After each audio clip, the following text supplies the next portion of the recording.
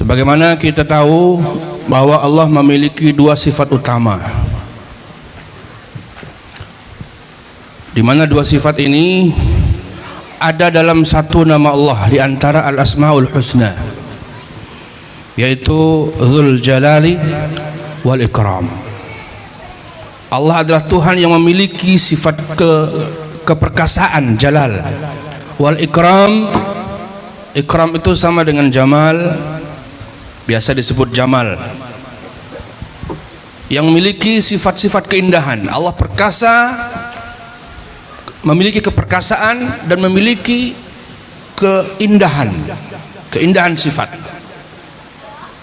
Sifat jalalullah itu adalah semacam jabbar, qahar, aziz, muntaqim.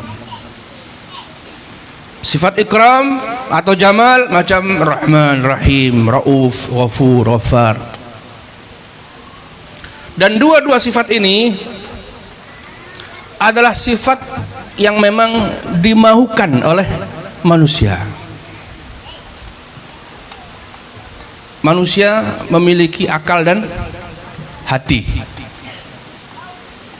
Akal menuntut jalal, hati menuntut jamal.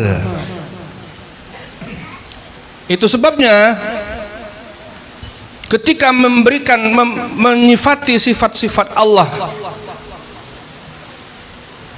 yang jalal,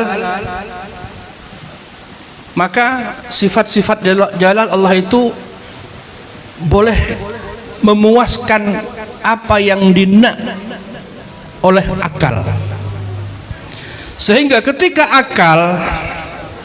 logika menuntut bahwa Tuhan kena memiliki sifat 20, jadi sifat 20 yang selama ini kita hafal itu sebetulnya tuntutan akal. Itu sebab disebut ilmu kalam. Kalam itu ilmu logika, ilmu akli, ilmu akal, macam filsafat. Maka semua ulama mutakallimin atau ulama logika, ulama akal, mereka bersepakat bahwa akal menuntut Tuhan itu kena memiliki 20 sifat. Maka akal siapapun mesti maukan itu, muslim atau orang bukan muslim. Bila menggunakan akal, maka akal mereka semua akan sepakat Tuhan kena memiliki sifat 20. Dan ternyata 20 sifat yang dikonsep oleh akal, logika, ternyata semua ada dalam Al-Quran. Maknanya akidah ummah Islam, akidah yang diajarkan Al-Quran tentang Tuhan. Siapakah Tuhan yang diperkenalkan oleh Al-Quran? Tuhan yang diperkenalkan oleh Islam ternyata adalah Tuhan yang memiliki sifat-sifat yang sesuai dengan tuntutan akal. Maka kalau yang diajarkan hanya sifat 20, ini hanya untuk memuaskan akal saja. Memuaskan akal bahwa Allah ternyata memiliki 20 sifat itu sehingga Allah layak menjadi Tuhan, maka kita pun akan taat kepada Allah, akan takut kepada Allah. Ini akal. Hati memiliki tuntutan yang lain.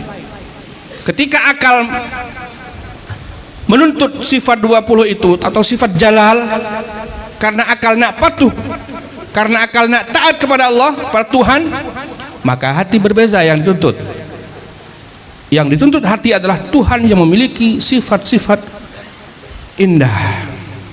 Karena hati nak mencintai Tuhan, maka Al-Quran juga ternyata bukan hanya 20 seperti yang dimahukan oleh akal, tapi Al-Quran menjelaskan bahwa Tuhan kita Allah juga memiliki sifat-sifat sempurna yang dimahukan oleh hati kita. Allah Ar-Rahman, Allah Ar-Rahim, Allah Al-Ghafur. Semua sifat sempurna itu, sifat-sifat indah itu, sifat-sifat itulah yang akan membuat kita cinta kepada Allah Subhanahu wa taala. Biasa dalam kitab-kitab ketika berbicara tentang tauhid, kebanyakan hanya cukup di 20. Sifat 20 kan? Sebetulnya ini mengikuti konsep akal yang dibuat oleh ulama mutakallimin. Maka kita kena sempurnakan. Allah memang memiliki 20 sifat seperti yang dimahukan oleh akal, tapi Allah memiliki lebih dari itu. Allah memiliki sifat-sifat sempurna, sifat-sifat yang indah yang dimahukan oleh hati. sehingga Allah itu bukan hanya layak ditaati, ditakuti, tapi Allah juga layak dicintai. Dengan sifat 20 itu, bila kita ma'rifatullah, mengenal Allah melalui sifat 20, hati kita akan ta'zim kepada Allah, akan taat kepada Allah, tapi belum cinta. Kalau nak cinta, kena kenali Allah sifat jamalnya, sifat ikramnya. Itu sebab kemudian saya tambahkan dalam kitab ini, yaitu muka surat 6 bait nombor 23. Selain 20 sifat yang disebutkan, Allah juga miliki banyak sifat sempurna. Allah Maha Pengasih, menyayangi hambanya. Allah banyak memberi walau tanpa diminta. Allah tetap penyayang walau kita berdosa. Allah menunggu kita bertaubat kepadanya. Siapa saja datang menghadap pada Allah, dia akan terima saleh atau pendosa. Sifat-sifat Allah ini kena kita kenali juga, supaya kita tahu Tuhan kita macam mana sifat-sifatnya. Selain Allah perkasa, ternyata Tuhan kita adalah Tuhan yang sangat menyayangi kita, Tuhan yang sabar walaupun kita berdosa. Kita berdosa hari ini, Allah tunggu. Tengok nanti malam mungkin dia sadar, mungkin dia nak taubat, mungkin dia nak minta ampun. Ternyata sampai tidur pun dia tak taubat. Allah tunggu mungkin esok pagi, pagi pun tak taubat. Allah tunggu esok malam, 2 hari, 3 hari, 1 minggu, 2 minggu, 1 bulan, 2 bulan, 1 tahun, 2 tahun, sampai bila? Allah tunggu, sabar tunggu kita sadar. Allah tunggu kita bertaubat. Innallaha yaqbalu taubata 'abdi malam yugharghir, sehingga bila dah nyawa dah di tenggorokan baru Allah dah tutup. Sebelum itu Allah tunggu walaupun lama. Itulah Tuhan kita yang kena kita kenali. Siapa saja datang menghadap pada Allah, dia akan terima saleh atau pendosa. Kalau kita nak terima kawan, kita biasa terima yang baik. Kawan baik kita terima. Kawan tak baik kita malas nak jumpa. Malas nak jumpa, datang pun macam malas nak jumpa, nak temui dia. Macam mana Allah Tuhan kita? Rasulullah SAW pernah bersabda, apabila ada orang soleh menghadap Allah, kemudian memanggil nama Allah, dia berkata ya Rabb, Allah menjawab labbaik, ya. Dan apabila ada orang yang ahli maksiat, ada orang yang lama lupa Allah, lama tak solat, tiba-tiba ingat datang surau, datang masjid, lama lupa Allah, tiba-tiba datang majlis maulid macam ini, lama selalu berdosa, tiba-tiba sadar nak taubat, menghadap Allah Subhanahu wa taala, kemudian memanggil Allah ya Rabb, Allah menjawab labbaik labbaik labbaik 3 kali. Bila orang saleh memanggil ya Rabb, Allah jawab labbaik 1 kali. Tapi ternyata bila orang yang dah banyak maksiat, banyak dosa, lama tak ingat Allah, lama lupa Allah, tiba-tiba ingat dan memanggil Allah ya Rabb, Allah jawab labbaik labbaik labbaik. Allah gembira sangat. Ini yang Nabi sabdakan hanya labbaik labbaik labbaik. Mungkin ada kelanjutannya. Ya, kamu lama tak datang sini. Kemana saja kamu? Dah berapa lama kamu tak salat? Aku tunggu kamu. Mungkin macam itulah. Bila disyarahkan, kamu dah lama lupa aku selalu tunggu kamu. Kemana saja kamu? Allah sangat gembira bila ada orang dah lama lupa Allah, tiba-tiba ingat. Mungkin macam orang tua atau bonda, anak dia pergi rumah sehari 2 hari tak balik rumah, kan? Seminggu 2 minggu tak balik rumah, sebulan tiba-tiba 3 bulan kemudian ketuk pintu, assalamualaikum mak, pulang, gembira sangat. Inilah Tuhan kita. Sifat-sifat jamal macam ini yang kena kita kenali dari Allah Subhanahu wa taala. Sifat jalal, sifat jamal, apabila kita kenali dengan baik, apabila kita bermakrifat kepada Allah dengan sempurna, mengenali Allah yang memiliki sifat jalal dan jamal, maka di hati kita akan sempurna rasa ta'zim kepada Allah dan rasa cinta kepada Allah Subhanahu wa taala.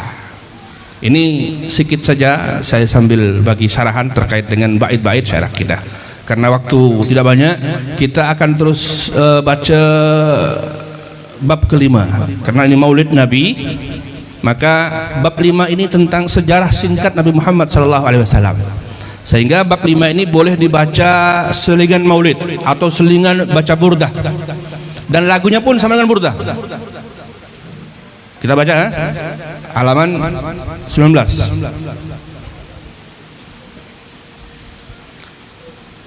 La ilaha illallah Muhammadur Rasulullah. Bab yang kelima tentang Nabi paling mulia, Rasul paling penyayang, dan yang paling utama itu Nabi Muhammad, rahmat alam semesta, Rasul terakhir untuk semua manusia yang ada di zamannya hingga di akhir masa. Putra Siti Abdullah dengan Siti Aminah saat dalam kandungan wafat ayahandanya, lahir di tahun gajah Makkah kelahirannya, diasuh Ummu Aiman, disusui Halimah. Di umur 6 tahun wafatlah ibundanya, maka Abdul Muttalib sang kakek mengasuhnya. Setelah kakek wafat, maka yang mengasuhnya pemanda Abu Talib, abang dari ayahnya. Di umur 25 Rasulullah menikah dengan wanita mulia, Bunda Siti Khadijah. Di umur 40 menjadi Rasul Allah. Saat di Gua Hira turun wahyu pertama, dan yang mendampinginya sejak pertama dakwah Bunda Siti Khadijah, ibu putra putrinya Sidi Qasim pertama, lalu Sidi Abdullah meninggal saat kecil. Nabi amat sedihnya. Lalu Siti Zainab serta Siti Ruqayyah dan Siti Ummu Kulsum, lalu Siti Fatimah, putra Siti Maria, Ibrahimlah namanya. Jadi kesemuanya 7 putra putrinya Allah memperjalankan dia dalam Isra-Nya, lalu terbang ke Arasy, perjalanan Mi'raj-Nya, dan hijrah ke Madinah hingga wafat di sana. Istri yang ditinggalkan 9lah jumlahnya, Bunda Siti Aisyah dan juga Siti Hafsah serta Siti Saudah serta Siti Safiyah dan juga Siti Ramlah serta Siti Maimunah dan juga Siti Hindun dan Siti Juwariyah, lalu Siti Zainab, semuanya mulia. Semoga ridha Allah menyertai mereka. Kita akan lanjut dengan Maulid Al-Badri. Ada mungkin di proyektor siap? Ada file? Ada senandung mahabbah? Kalau ada, buka muka surat 35.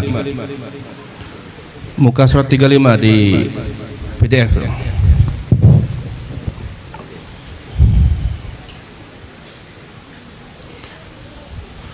Allahumma salli wa sallim wa barik alaihi wa ala alihi wa ashabihi wa zawjatihi wa zurriyatihi ajma'in. Tiba waktu yang Allah tetapkan, Tuan Abdullah pun dinikahkan dengan gadis yang suci rupawan, Siti Aminah, Bunda junjungan. Tidaklah lama, ada di situ. Kalau ada ikut, kalau ada yang boleh baca di proyektor, ikut baca. Tidaklah lama dan kemudian Bunda mengandung bahagia Nian. Tahu Nian? Nian itu sangat. Bahasa Indonesia Nian sangat. Jadi kena belajar juga. Jadi bahagia Nian artinya bahagia sangat. Tidaklah lama dan kemudian Bunda mengandung bahagia Nian.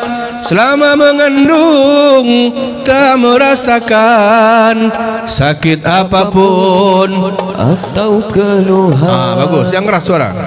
Namun tak lama Bunda mengandung suami tercinta menghadap Tuhan. Bunda bersedih telah sendirian menanti lahir putra tumpuan. Hingga saatnya tiba waktu yang ditunggu-tunggu semesta alam, saat menggunung kegembiraan, sesaat lagi lahir junjungan. Ketika itu api sembahan, api alam yang tak pernah padam, Allah padamkan untuk muliakan kelahiran sang Nabi pilihan. Faham ini? Baik nih. Ini cerita api Majusi yang di Persia. Itu kan tak pernah mati api itu, tak pernah padam. Tapi bila Nabi lahir, api itu padam. Di dalam sejarah api Majusi di Persia itu pernah mati, pernah padam api itu. Ternyata tarikh padamnya api itu sama dengan tarikh kelahiran Nabi.